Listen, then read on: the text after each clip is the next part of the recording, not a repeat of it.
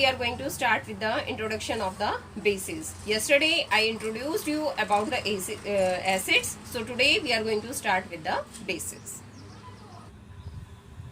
Okay students, let's see what are bases.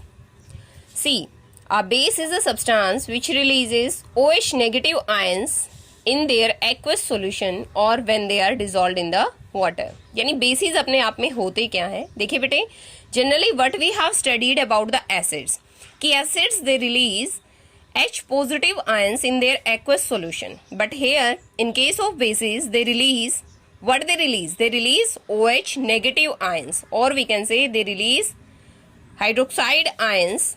कब? When they are dissolved inside the water. When they are dissolved in the water. When their solution is prepared in the water. So here are some examples of the bases. The very first example is NaOH. It is sodium hydroxide. क्या होता है ये? Sodium hydroxide. Then the next is KOH. It is potassium hydroxide. Then the third is CaOH twice. It is calcium hydroxide. It is calcium hydroxide. So here are some examples. ये कुछ examples हैं हमारे पास किसके? Bases के. The very first is sodium hydroxide, second is potassium hydroxide, and the third is calcium hydroxide. Now we are going to study about the characteristics of base. These are quite different from the acids. तो देखिए क्या होता है? These are bitter in the taste. Taste में कैसे होते हैं? कड़वे होते हैं. Then soapy in the touch. कैसे होते हैं? Slippery. बहुत soft होते हैं. किस में? Touch में. Then the third is they releases OH negative ions when dissolved in the water. क्या रिलीज होता है? OH negative ions. Acids में क्या होता था? H positive ions रिलीज करते थे when they are dissolved in the water. But यहाँ पर क्या रिलीज हो रहा है? It is OH negative ions when they are dissolved in the water. Okay. Now we see different types of bases which are used in our daily life. जो हमारी everyday life में use होते हैं different types of bases. So very first here it is ammonia. सबसे पहले क्या होता है? Ammonia. The formula it is NH3. So ammonia it is used in the fertilizers. Fertilizers जो खेतों में use होते हैं generally. We apply fertilizers to take a good growth of our crops. Then after that cleansing agent, ये cleaning agent के तौर पे भी यूज होते हैं. ड्राई क्लीनिंग वगैरह में इनका यूज होता है. जनरली हम अपने कपड़े ड्राई क्लीनिंग के लिए भेजते हैं तो वहां पर किसका यूज हो रहा होता है? That is ammonia. It is NH3. So these are the we can say common bases which are used in everyday life. Then after that sodium hydroxide, the formula is NaOH. कहाँ use होता है? It is used in cleansing agent as well as paper making. जो paper हमारा बनता है, notebooks, books जो हमारी बन रही हैं, तो व्हाट दे इनके बनाने के लिए किसका यूज होता है? उस पेपर के बनाने के लिए किसका यूज होता है? That is sodium hydroxide. It is NaOH. Then the third it is sodium carbonate, NaCO3. क्या होता है? Sodium carbonate. The formula is NaCO3. It is used in detergents as well as in the toothpaste. जो detergents हम घर में generally use करते हैं, Surf वगैरह जो हमारे घरों में यूज किया जाता है, detergents. And after that toothpaste. Daily आप लोग टूथपेस्ट यूज करते हो तो उनकी मेकिंग में क्या यूज होता है? That is sodium carbonate. Now let's start with the next.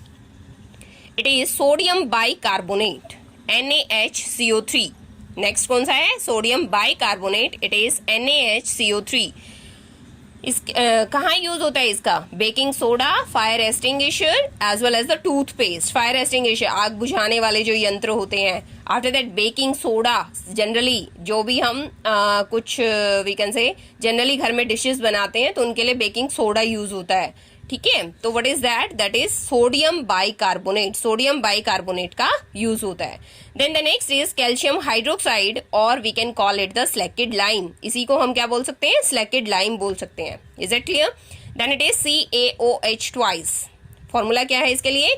CaOH twice.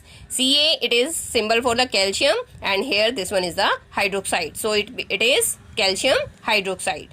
So here we can use it as a flocculant as well as a paper making. Paper making again. Okay.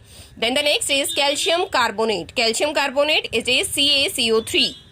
It is used for limestone building as well as blackboard chalk. जो chalk हम generally use करते हैं blackboard पे, उनके बनाने के लिए किसका use होता है? calcium carbonate. और limestone building यानी चूना पत्थर बनाने के लिए. Is that clear?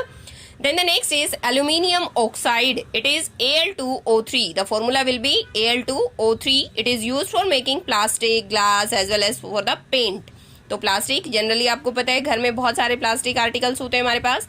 Then glass यानी कांच जो हमारा बनता है. After that it is paint generally जो हम दीवारों पे या वी कैन से हम आयरन आर्टिकल्स पे जो पेंट किया जाता है.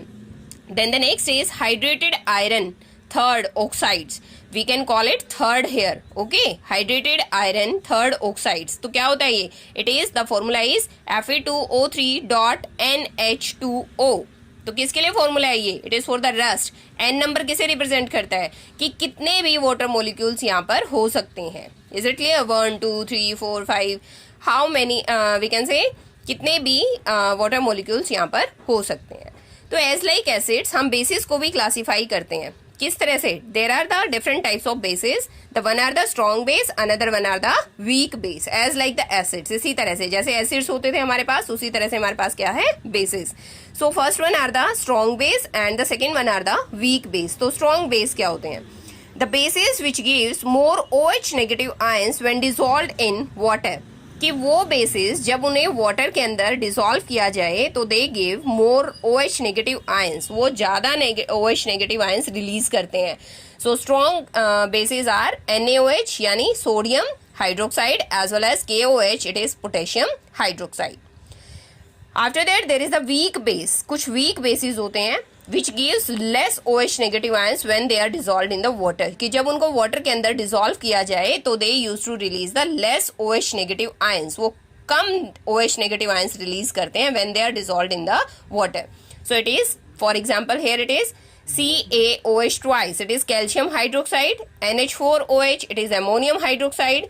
MgOH twice, it is magnesium hydroxide as well as aluminium hydroxide. It is AlOH thrice. Clear? So what is this? This is aluminium hydroxide. So there are some different examples of weak bases. Clear to you? Okay, that's all for today.